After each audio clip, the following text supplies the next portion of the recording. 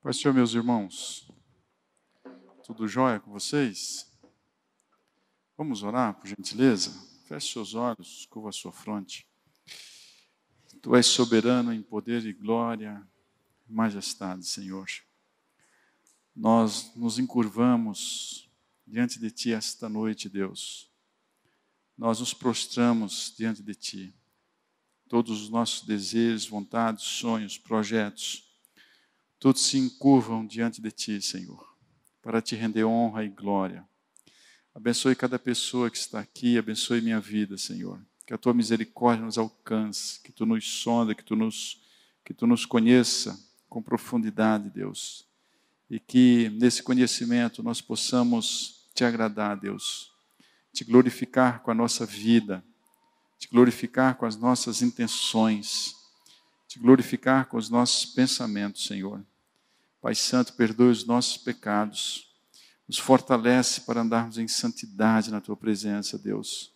Abençoe cada pessoa que está aqui, que o Teu Espírito Santo, Senhor, fale ao nosso coração através da Tua palavra, que é rica, que é extraordinária. Em nome de Jesus eu Te peço. Amém. Podem sentar, irmãos. Eu vou fazer uma leitura bíblica no Salmo 139. Esse salmo, nós vamos fazer um exercício sobre a soberania de Deus e os seus atributos. Eu não pus a ler todo o salmo. Deixa eu se ligar, não funciona, né? Vamos ver agora funcionou. Mas eu queria que você abrisse a sua Bíblia, por gentileza, se for possível. Pega aí no celular, pega a sua Bíblia de papel, Salmo 139. Eu vou ler aqui rapidamente todo o Salmo, por isso que eu pedi para vocês sentarem, para vocês não brigarem comigo depois do final do culto. Eu vou ler aqui todo o Salmo e depois a gente começa a fazer essa reflexão, pode ser? O Salmo 139 diz assim: Senhor, Tu me sondas e me conheces. Sabes quando me assento e quando me levanto. De longe penetras os meus pensamentos. Esquadrinhas o meu andar e o meu deitar e conhece todos os meus caminhos. Ainda a palavra me não chegou à língua e Tu, Senhor, já a conheces toda. Tu me cercas por trás e por diante, e sobre mim pões a mão. Tal conhecimento é maravilhoso demais para mim. É sobremodo elevado, não o posso atingir. Para onde me ausentarei do Teu Espírito? Para onde fugirei da Tua face? Se subo aos céus, lá estás. Se faço a minha cama no mais profundo abismo, lá estás também. Se tomo as asas da alvorada e me detenho nos confins dos mares, ainda lá me haverá de guiar a Tua mão e a Tua destra me susterá. Se eu digo, as trevas com efeito me encobrirão e a luz ao redor de mim se fará noite, até as próprias trevas não te serão escuras. As trevas e a luz são a mesma coisa, pois Tu formaste o meu interior. Tu me teceste no seio da minha mãe. Graças Te dou, visto que por modo assombrosamente maravilhoso me formaste, e as Tuas obras são admiráveis, e a minha alma o sabe muito bem. Os meus ossos não Te foram encobertos quando no oculto fui formado e entretecido, como nas profundezas da terra. Os Teus olhos me viram a substância ainda informe, e no Teu livro foram escritos todos os meus dias, cada um deles escrito e determinado, quando nenhum deles havia ainda. Que preciosos para mim, ó Deus, são os Teus pensamentos, como é grande a soma deles. Se os contassem, excede aos grãos de areia. Contaria sem jamais chegar ao fim. Tomara, ó Deus, desse cabo ao perverso, Apartai-vos, pois, de mim, homens de sangue. Eles se rebelam insidiosamente contra ti, e como os teus inimigos falam malícia. Não aborreço eu o Senhor, os que te aborrecem?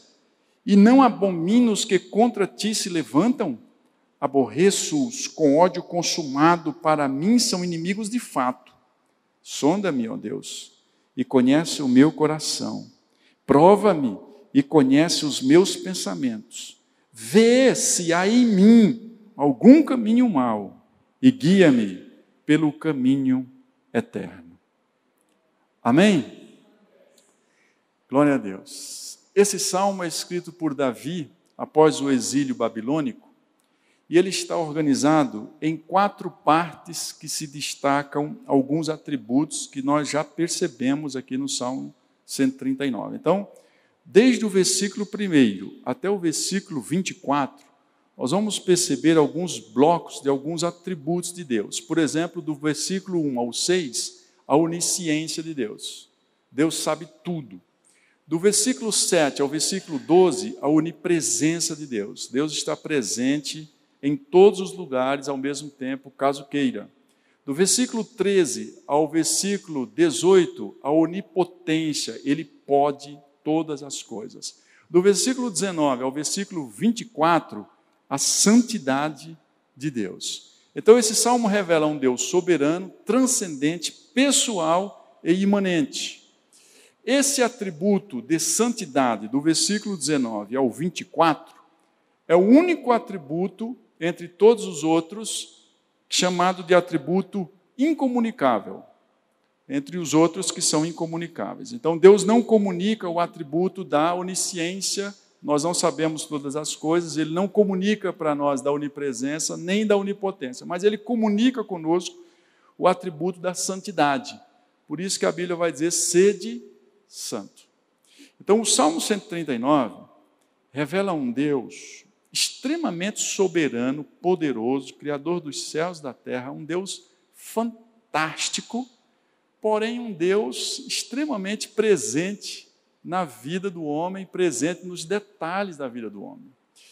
Vamos lá, a onisciência se revelando e interagindo conosco.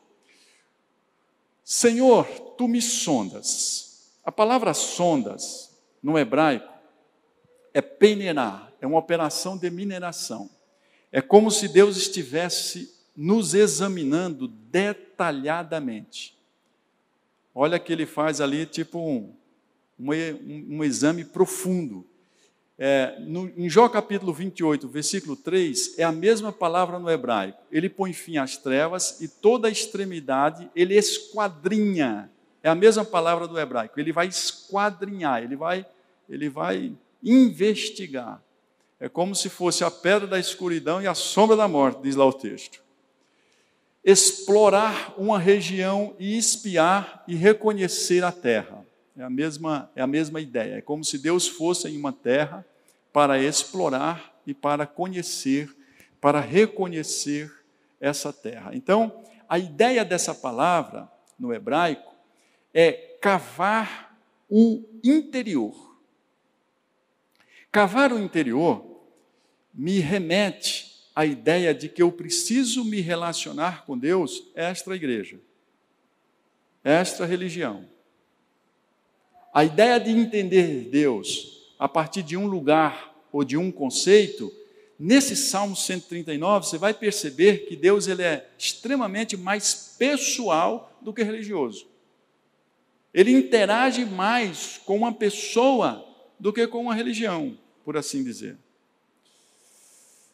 Olha lá, está lá o capacetinho amarelo, sondando, cavando, esquadrinhando, um processo de mineração, buscando, vasculhando. Essa é a ideia da palavra shakar. Antes mesmo de ter nascido, Deus já tinha total conhecimento da nossa existência. Nós somos extremamente finitos para entender as coisas infinitas. Nós não compreendemos, mas cremos. E o Salmo 139 revela para nós um Deus com um conhecimento espetacular a respeito da nossa vida.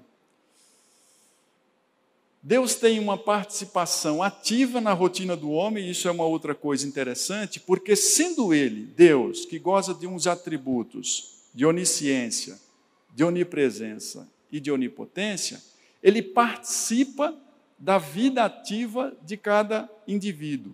Diz aqui no Salmo, sabes quando? Ele está fazendo uma revelação acerca de Deus. Então ele está dizendo o seguinte, sabes quando me levanto? Olha que coisa simples. A gente simplesmente acorda de manhã. Só isso. A gente liga no piloto automático. Algumas coisas da vida você vai no piloto automático. Só que Deus, apesar de ser soberano, apesar de ser criador dos céus e da terra, apesar de ser extraordinariamente Deus, Ele sabe quando você se levanta de manhã. Parece trivial? Parece, mas para Ele isso é importante. Ele participa. É um Deus que interage participando. Deus faz parte das trivialidades da vida simples, naturais e impensadas do homem. Sabes quando eu me assento e quando eu me levanto. Agora pensa com calma, com frieza. Você se levanta e você se senta. Nós não pensamos em fazer isso. Isso não faz parte de um planejamento, isso faz parte de um exercício natural. Mas Deus já sabe antecipadamente quando nós nos assentamos e quando nós nos levantamos. Deus conhece o que gostamos de esconder ou omitir. Ou pensamento ou pré-pensamento. Porque o que antecede o pensamento é a motivação do coração. Então Deus sabe tanto um como o outro. Isso nos assusta ou isso nos alegra? Cabe uma reflexão. Outra revelação. De longe percebes os meus pensamentos. De longe percebes os meus pensamentos.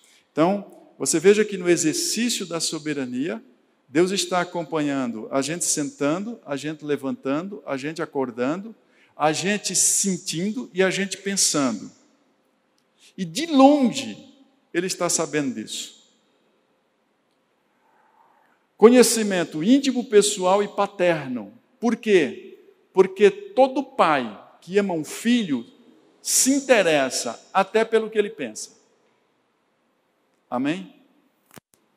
Mesmo que pareça distante, Deus demonstra afetividade e proximidade. Percebes os meus pensamentos. Isso é o que diz o salmista. Salmo 138, versículo 6. O Senhor é excelso, contudo, atenta para os humildes. É uma atenção que Ele tem para os humildes diferenciadas. E os soberbos também, Ele conhece de longe. Percebes os meus pensamentos. A onisciência de Deus está envolvida em seus julgamentos. Aqui é uma coisa que é fantástica para mim, porque a justiça de Deus, irmãos queridos, ela é perfeita. Porque justiça para nós é justiça através de ações e obras. Deus dá uns 2 passos atrás, e o julgamento dele vai sondar o coração. Diz lá na carta aos Hebreus que Esaú buscou com pranto e choro arrependimento. Agora você imagine uma pessoa aqui, ajoelhada, chorando, pranteando, e diz o texto bíblico, e Deus não viu lugar de arrependimento. Mas eu iria me impressionar, eu iria dizer, coitadinho do Esaú, gente, vamos ajudar o Esaú, gente. Coitado do irmão Esaú, está chorando aqui, pranteando. Deus Tem um lugar que Deus vai dentro de nós, queridos, e Ele vai lá, cava, cava, cava, e Ele sabe, talvez o que nem nós mesmos saibamos. Essa palavra significa singular propósito objetivo.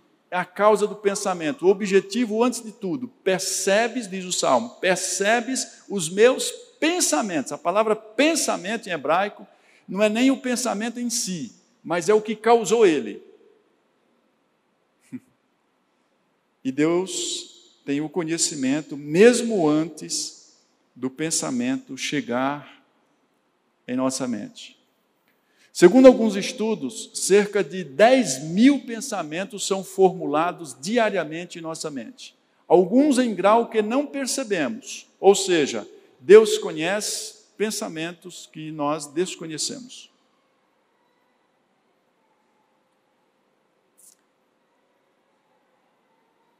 Homens ímpios se ergueram contra os servos de Deus e, por saber disso, Deus os incentivou e os livrou. Por quê?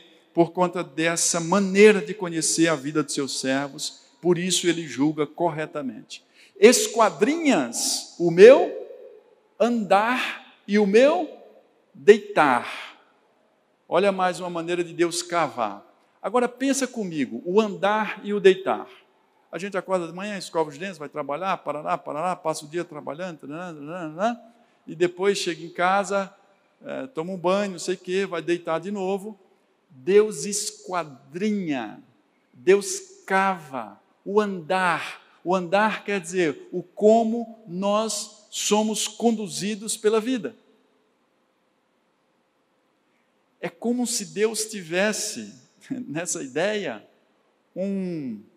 uma câmera acompanhando, monitorando ali 24 horas, mas essa câmera ela é mais potente que a ressonância magnética.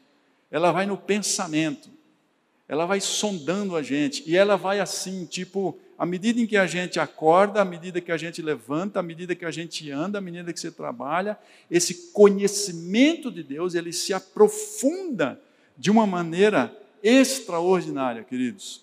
A onisciência presente na rotina diária, Deus envolvido no caminhar da vida simples e comum. Isso me impressiona em Deus. Mesmo sendo Ele um Deus criador dos céus e da terra, soberano, onisciente, onipotente, onipresente, um Deus extraordinário que disse simplesmente haja, e as coisas passaram a existir. Esse Deus extraordinário, esse Deus magnífico que enviou o seu Filho Jesus Cristo para nos salvar naquela cruz, participa do meu andar, do meu deitar, do meu levantar, das coisas mais triviais, mais simples, que para mim são as mais insignificantes. Ele participa delas. Por quê? Porque Ele ama os seus filhos. E quem ama, cuida. Quem ama, se interessa. Quem ama, quer saber. Quem ama, como se pudéssemos dizer, se preocupa. Quem ama, quer estar perto. Esse é o Deus que você serve e eu sirvo em nome de Jesus. Um Deus que se interessa pelas coisas mais simples e mais triviais da sua vida. Uma coisa que parece muito simples. Quando você estava namorando, ou quem está namorando, casamentos de 20, 30 anos, você imagina um casamento com 40 anos, 50 anos, e você vai lá no guarda-roupa e acha um bilhetinho da sua esposa que você deu para ela e ela guardou. Bilhetinho, sei lá, aniversário de casamento, Dia das Mães. Parece uma coisa simples, mas é significativa pelo gesto. Tem coisas simples que parecem significativas pelo gesto. Deus está dizendo isso. Eu amo os meus filhos e participo da vida deles. Eliocote disse: sobre mim, sobre minha vereda e sobre meu leito, tu és um convidado. Em todos os meus caminhos, tu habitas. O Salmo vai continuar dizendo: tu me cercas, olha só que coisa interessante, tu me cercas, ideia de cerca mesmo, de estar ali, por trás, e por diante. É uns guarda-costas. Nós estamos cercados. Quando Satanás tem aquela conversa com Deus acerca da vida de Jó, Satanás diz assim para Deus: tu cercaste, lá no hebraico quer dizer, tu colocaste árvores fortes e frondosas em volta de Jó. Essa é a ideia. A ideia é que Deus nos cerca. Deus nos cerca, irmãos. Nós não estamos sós. Totalmente sujeito a esse poder de Deus e nos sujeitamos com humildade, com obediência a esse Deus soberano. Algumas coisas da nossa vida que dizem respeito a situações diárias e são as grandes variáveis da nossa vida, desde a enfermidade à saúde, a vida financeira, o emprego, a casa que moramos, a vida que temos, seja ela aqui ou ali, todas essas questões, nós nos sujeitamos a essa soberania de Deus. E aí eu vou fazer uma afirmação para ti em nome de Jesus. Considerando esses atributos de Deus acerca de todas as coisas, todas as minhas reclamações a Ele são blasfêmia. Estamos juntos? Todas as vezes que eu reclamo acerca de alguma coisa, conhecendo esses atributos, eu estou blasfemando de Deus. Eu estou dizendo assim para Deus: ok, Deus, muito legal, você sabe todas as coisas, mas minha vida está um horror, eu estou sofrendo muito, está dando tudo errado, simplesmente você não sabe me conduzir de uma forma que a minha vida seja de uma maneira que eu fique feliz. Então, toda reclamação é uma blasfêmia. Por isso que a murmuração é condenada por Deus, queridos. Por quê? Por quê? Porque o justo viverá pela fé. Eu nunca vou entender alguns movimentos de Deus na minha vida, nem você nunca irá entender alguns movimentos da sua vida. Mas, por favor, em nome de Jesus, olhe para a soberania e creia. Creia, Deus é soberano sobre tua vida, em nome de Jesus. Todos os fios de cabelo da sua cabeça estão contados. Tudo bem que no meu caso tem diminuído bastante. O anjo tem dito: Senhor, está acabando ali, viu? No hebraico é sitiar, é um círculo. A onipresença de Deus estaria frente, atrás, acima, por baixo, cercando por todos os lados. Essa é a ideia desse texto no hebraico. Tu me cerca por trás e por diante. Após esse estudo bíblico, nós somos simplesmente alcançados pela graça de Deus de forma imerecida. Coloca o homem sobre um estudo minucioso, perfeito, extensivo, separado para a averiguação. É como se Deus nos separasse para nos averiguar, igual fazem nas alfândegas, nos aeroportos, né? Separa aqui, vamos examinar essa mala. Deus faz isso com a nossa alma. Primeira reação do homem, quando ele tem essa impressão de estar sendo monitorado, é fugir da presença do Senhor. Desde a queda do homem, lá no Gênesis 3, ele reconheceu que isso é inútil. Para onde fugirei da tua face? Para onde fugirei da tua face? Tudo bem, tem uma galera que foge da presença do pastor. Não, ninguém está me vendo. Para onde fugirei da tua presença? A onipresença de Deus é real, instantânea e poderosa. Toda tentativa de fugir é tola. É impossível fugir.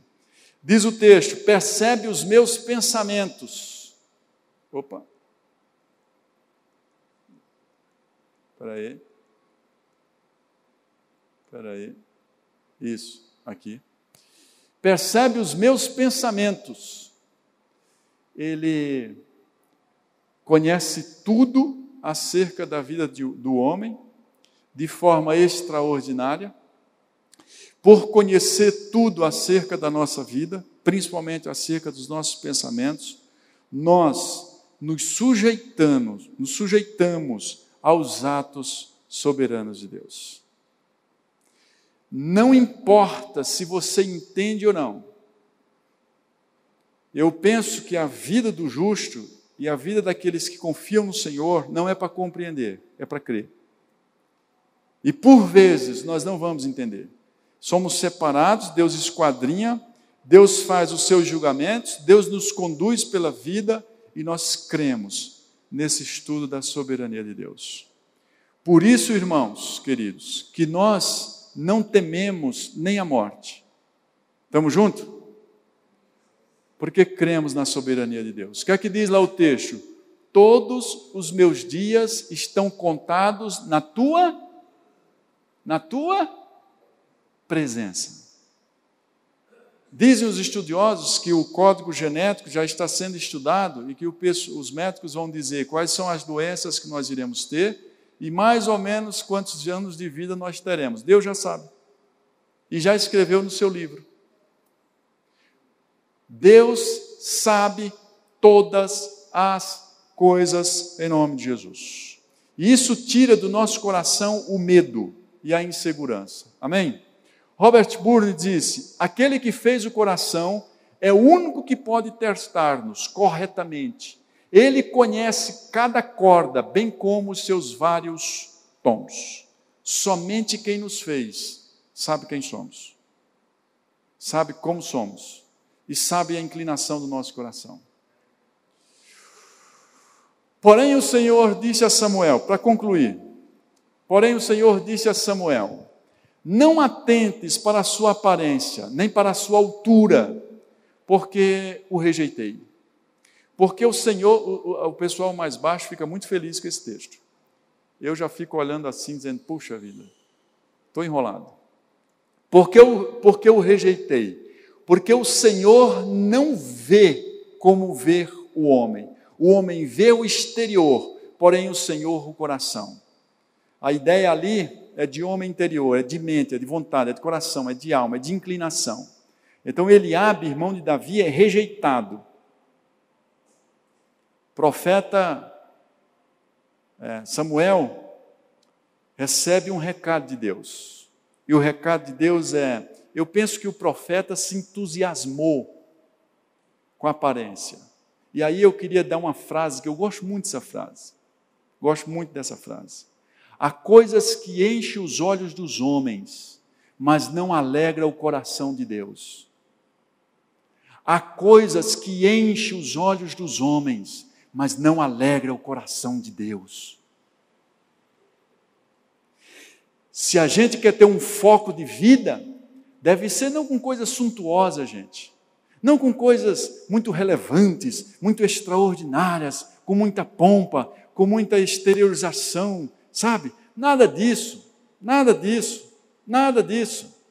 Pega de Gênesis e Apocalipse, Deus sempre tratou com coisas simples. Os exemplos bíblicos é de panela, é de vaso, é de botija, é de caneca, é de capim, manjedoura, tudo coisas simples do dia a dia, lidando com coisas simples, porque a relevância da ação está em Deus e não no homem. Quanto mais o homem for desglorificado na igreja, mais Cristo será glorificado, mais Cristo será exaltado, à medida em que se tirar glória de gente, glória de ser humano, aplauso para pessoas. Deus é o único que faz coisas grandes e gloriosas. Não se entusiasme com pessoas, mas glorifique a Deus em suas obras. Talvez o profeta Samuel tenha se entusiasmado, e aí Deus sondou o coração dele, o Espírito Santo já foi lá e falou com o profeta, dizendo assim, quieta, menos, baixa a bola, não, você está vendo esse cara grandão aí, ó, bonitão, não é esse cara não, você está vendo aquele baixinho, feioso ali, é aquele cara lá. Porque Deus não vê como o homem vê. Não se alegre com a aparência das coisas desse mundo. Se alegre com as coisas relevantes e gloriosas do reino dos céus, em nome de Jesus. Ainda a palavra não chegou. Gente, estou indo para a conclusão. Ainda a palavra não chegou. Pensa nisso com carinho.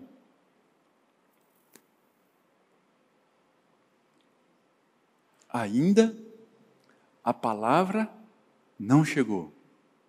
A gente nem escreveu no WhatsApp. Nem mandou o e-mail. A gente nem pensou. Deus já sabia. É tremendo. É extraordinário. É glorioso. É fantástico. Oh, Deus maravilhoso. Não temas. Não se assombre com as coisas que você ouve e vê. Deus está muito, muito, muito, muito acima de tudo isso. Muito, muito, muito, muito, muito acima de todas essas coisas. Em nome de Jesus.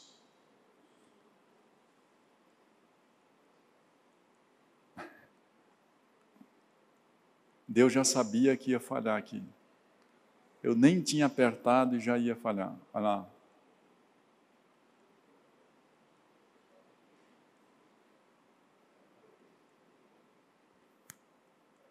Isso. Antes de falar, Deus sabe a motivação, a razão da palavra. Isso é soberania. A linguagem é um ato secundário. O escrever no WhatsApp é um ato secundário. Por isso que lá no Salmo vai dizer que a boca estava cheia de louvores. Por isso que ele foi achado também inculpável.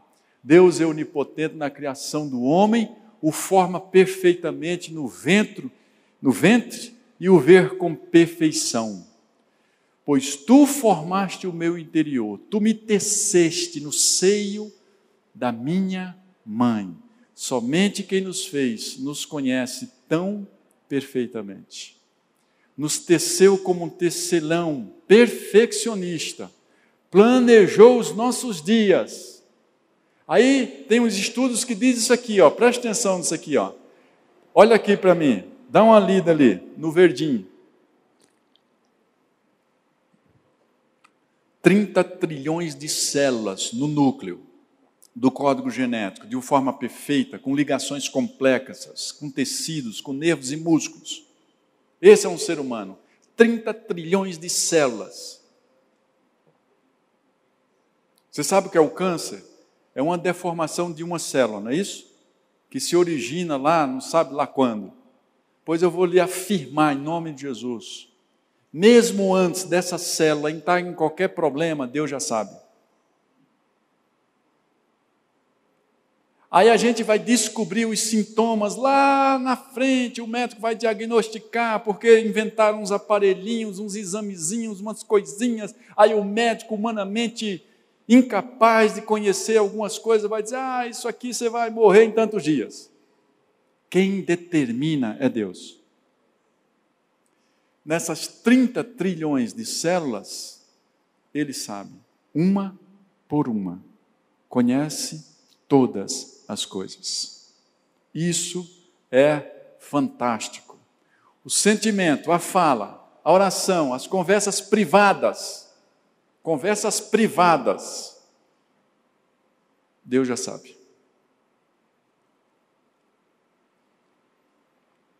Conversas privadas. Sabe aquela conversinha assim? Não fala para ninguém, viu? Deus já sabe. Isaías 65, 24. E será que antes que clamem, eu responderei? Estando eles ainda falando, eu os ouvirei. Esse é o Deus que você serve e eu sirvo, em nome de Jesus. Antes de clamar, Ele já responde. Deus é pessoal. Não mostra um Deus pessoal? Um Deus íntimo? Um Deus justo, um Deus perfeito? Um Deus presente, um Deus participando do meu deitar, do meu levantar, do meu caminhar, do meu andar, do meu pensar? Isso é extraordinário, irmãos. Sobre mim pões a tua mão, para afirmar, para ajudar, para castigar, para proteger. A providência de Deus em ação em favor dos seus servos. A mão do Senhor está sobre nós. Salva o seu ungido e ele lhe responderá do seu santo céu com a vitória, com a força da sua destra. Tal conhecimento, depois o salmista vai dizer isso, tal conhecimento, essa onisciência de Deus, é maravilhoso demais para mim. Difícil de entender tal conhecimento e amor tão profundo. O salmista fica maravilhado. Tal conhecimento é infinito demais para mim. Eu não consigo entender isso.